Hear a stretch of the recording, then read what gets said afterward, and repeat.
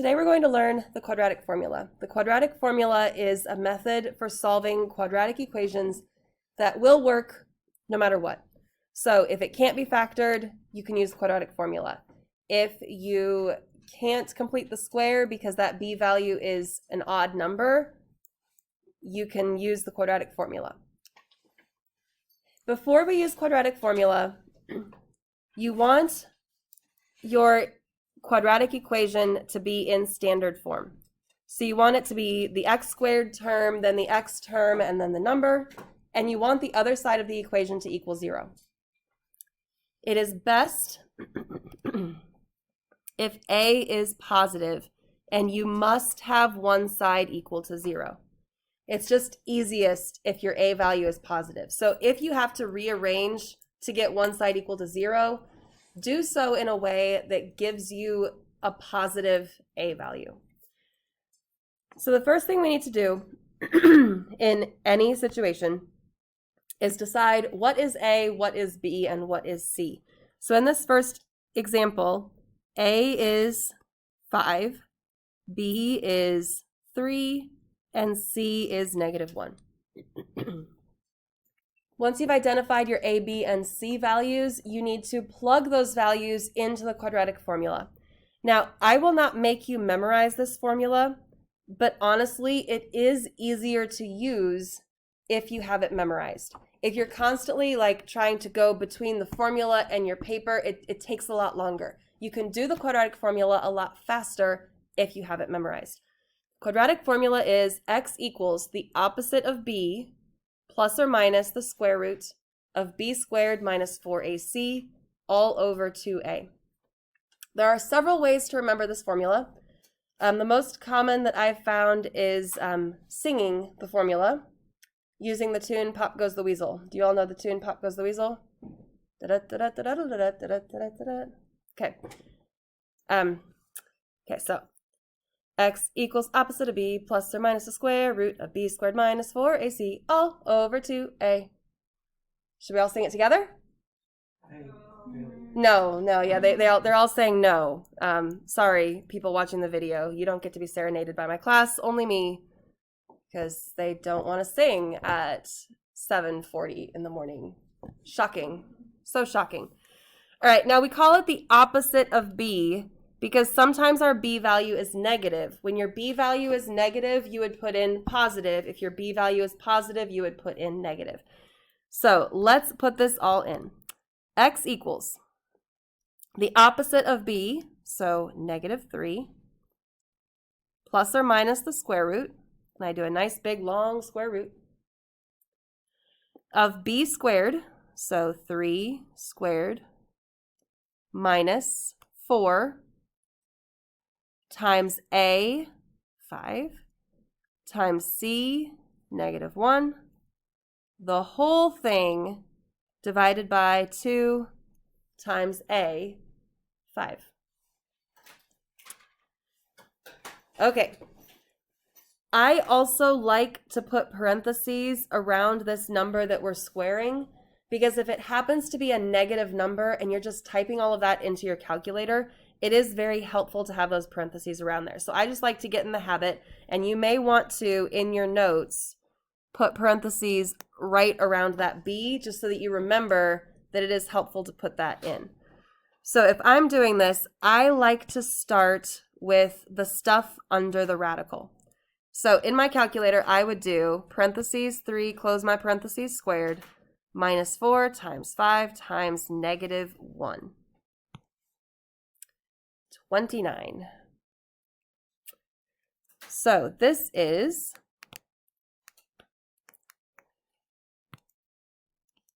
-3 plus or minus the square root of 29 all over 10.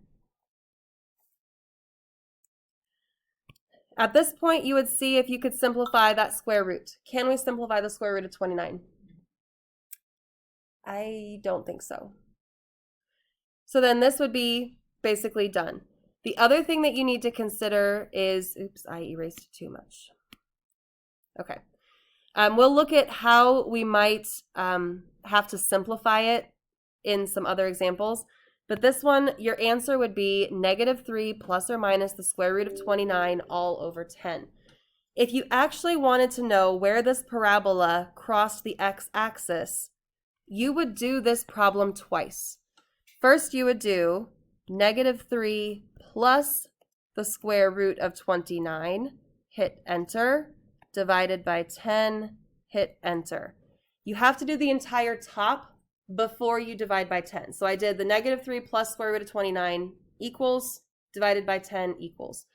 So this parabola is going to cross the x-axis at approximately 0.24. The other place it's going to cross the x-axis is using the minus sign. So -3 minus the square root of 29, enter, divided by 10, enter, at -0.84. So if I plugged this in here, 5x squared plus 3x minus 1. It's kind of hard to see. Let me try to zoom in.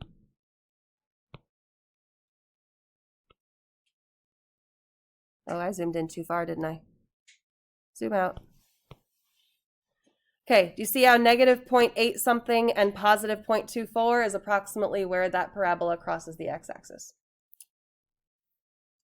All right, let's try another one.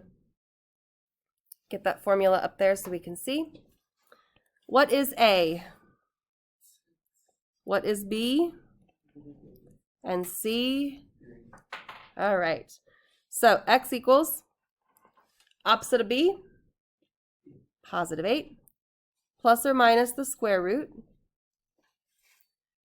of B squared, so -8 squared, and especially when that's negative, you want to put parentheses around it, minus 4 times A, 6, times C, 3.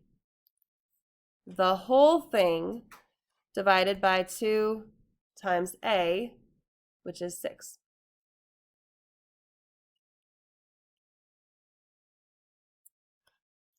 Okay, in my handy-dandy calculator, -8 squared, make sure that -8 is in parentheses, or if you want to just square it on your own, like you know that -8 squared is 64, you could just put 64 in there. So -8 squared minus 4 times 6 times 3, -8. So we have 8 plus or minus the square root of -8 all over 12. Can we simplify the square root of -8? Why, yes, we can.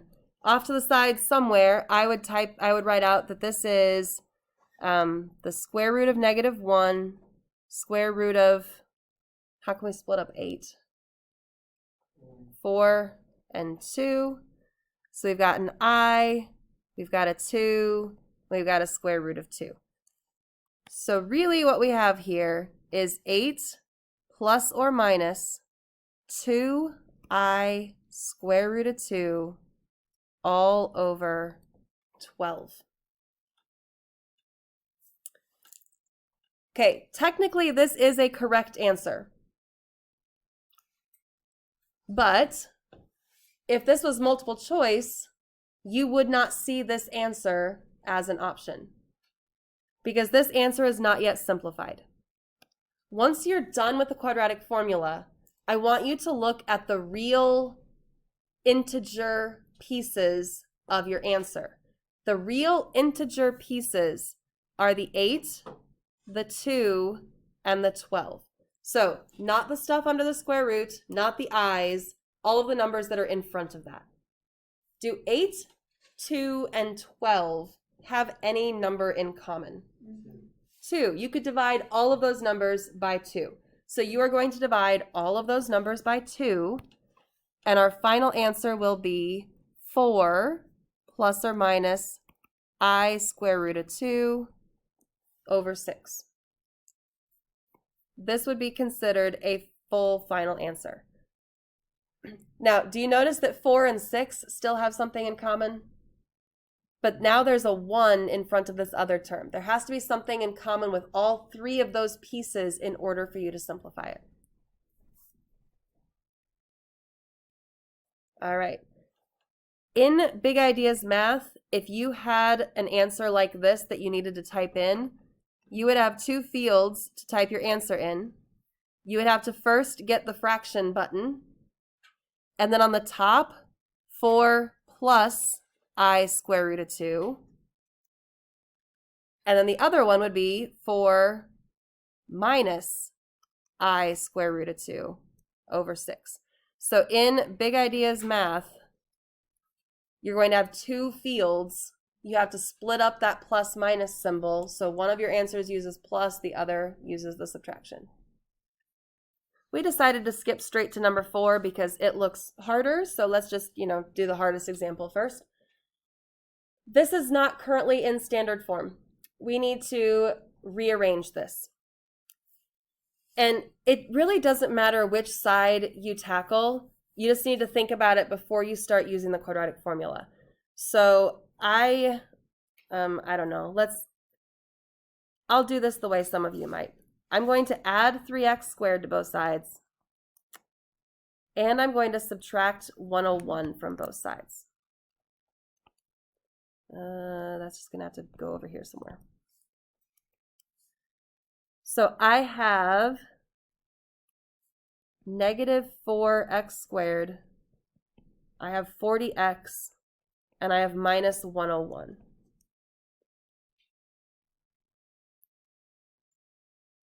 Okay, what did I say about the a value when we first started? You really want the a value to be positive. It's just a whole lot easier if your a value is positive. So what do we do if our a value isn't positive?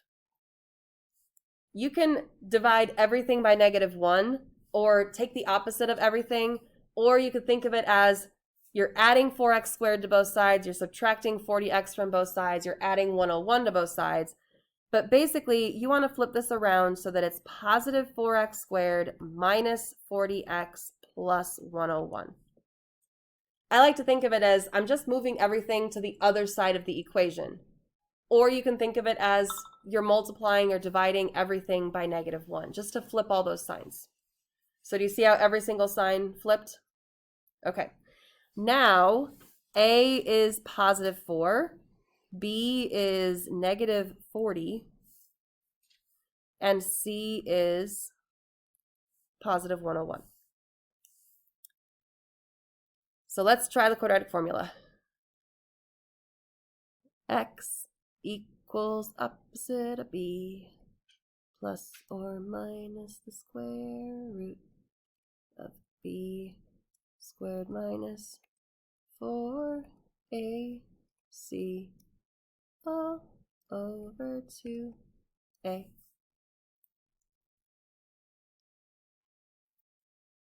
Tell you what, I learned that in 8th grade, that song.